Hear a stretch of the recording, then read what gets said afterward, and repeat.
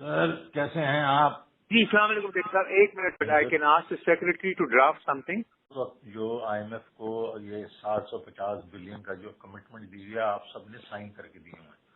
تو آپ نے ابھی کہہ دینا ہے کہ جناب والا جو ہم نے کمٹمنٹ دی تھی وہ فلڈ سے پہلے تھی، اب فلڈ پہ ہمیں بہت پیسے خرچ کرنا پڑیں گے، تو اس لیے ہم آپ کو یہ بتا رہے ہیں ابھی سے کہ we will not be able to honour our commitment. بالکل یہی لکھنا ہے آپ نے اور کچھ نہیں کرنا.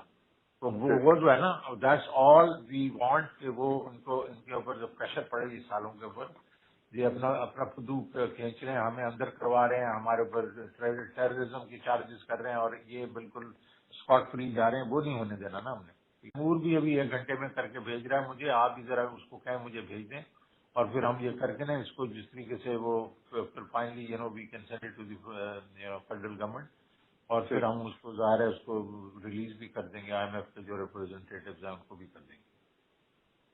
سر اس سے سر ایک چیز، اس سے ہماری اسٹیٹ کو تو نقصان نہیں ہوگا سر؟ میں would Pakistan as a state suffer because of this? Well, frankly speaking, isn't the state suffering because of, the way they are treating your chairman and everybody else? Yes, دیکھو یہ تو ضرور ہوگا کہ نا کہ آئی ایم ایف کہے گا کہ جی عجیب پیسے کدھر سے پورے کریں گے، تو یہ اور سال منی بجٹ لے کے آ جائیں گے جو بھی آئیں گے. لیکن the very fact is کہ ہم نے اس وقت ان کو یہ کہنا ہے we can't stand on one side، وہ ہمیں مسٹریٹ کر رہے ہیں اور ہم ان کو بالکل